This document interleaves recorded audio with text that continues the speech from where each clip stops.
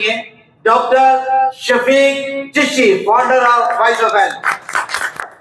Last time मैंने अपना जो लेक्चर कंटिन्यू किया था वो जीआईटी की डिजीज से रिलेटेड था, गैस्ट्रोइंटेस्टाइनल ट्रैक्ट की मुख्तलिफ बीमारियों से मुतालिक था। वो लेक्चर कंप्लीट नहीं हो सका था क्योंकि लेंथी था और हमने उसमें जो है ओरल कैविटी या माउथ की बात तो कर ली थी और उसके बाद हम स्टमक तक पहुंचे थे कि स्टमक में क्या क्या प्रॉब्लम्स जो है वो हो सकती हैं। तो स्टमक में हमने पढ़ा था कि स्टमक अपने अंदर से एक जूस खारिज करता है, उस जूस का पर्टिकुलर नाम है और वो है gastric juice. Gastric juice combination है दो चीजों का, एक उसमें एसिड होता है और एक उसमें डाइजेस्टिव एंजाइम्स होते हैं। तो जो एसिड है उसका नाम है HCl एसिड, हाइड्रोक्लोरिक एसिड, और जो स्टमक में हाइड्रोक्लोरिक एसिड होता है वो डाइल्यूट होता है।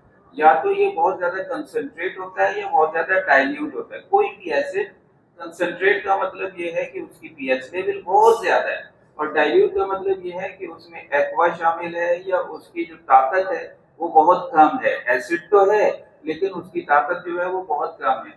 मिसाल के तौर पर अगर आप बहुत कंसंट्रेट एसिड जो है वो किसी फर्श पर गिराएं तो फौरी तौर पर फर्श भी जलना शुरू हो जाएगा, ड्राइनेस आना शुरू हो जाएगी, वहां का वाटर वो सारा एब्जॉर्ब कर लेगा तो ऐसा लगेगा कि जलना शुरू हो गया। स्किन पर गिरता है तो स्किन भी जलना शुरू हो जाती है। लेकिन अगर वही एसिड डाइल्यूट है तो फिर स्किन जो है वो नहीं जलती है, कपड़ों पे गिर जाए कपड़ा नहीं जलता है। तो हमारे जो गैस्ट्रिक जूस होते हैं उसमें जो एसिड मौजूद है वो डाइल्यूट होता है, हाइड्रोक्लोरिक एसिड डाइल्यूट होता है। और डाइल्यूट एसिड जो है वो बहुत ज्यादा जो है वो चीजों को जलाने या गलाने का काम जो है वो नहीं करता है।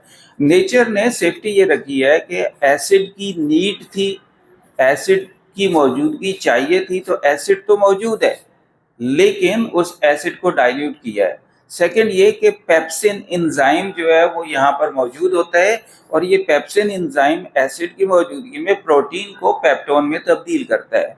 हमारी खुराक का एक बड़ा हिस्सा जो है वो प्रोटीन पर मुश्तमिल होता है। हम ज़्यादातर जो चीज़ें बाहर से खा रहे हैं उनमें प्रोटीन का लेवल जो है वो ज़्यादा होता है और प्रोटीन को पेप्टोन में या पॉलीपेप्टाइड में तब्दील किया जाता है। अब ये प्रोटीन तो समझ में आता है, हम सुनते रहते हैं ये लफ्ज़, लेकिन पॉलीपेप्टाइड ये क्या चीज़ है? तो डाइजेस्टिव जब सब्सटेंस बन जाता है, प्रोटीन जब डाइजेस्ट हो जाता है तो फिर उसे पॉलीपेप्टाइड नाम दिया जाता है।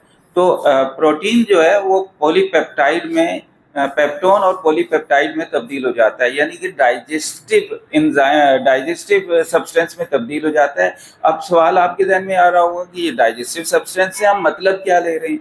मतलब ये ले रहे हैं कि वो खुराक जो हमारी बॉडी में एब्जॉर्ब हो सके। तो एब्जॉर्प्शन जो है वो डाइजेशन होने के बाद होती है। आजान सुन लेते हैं फिर बात को कंटिन्यू करते हैं।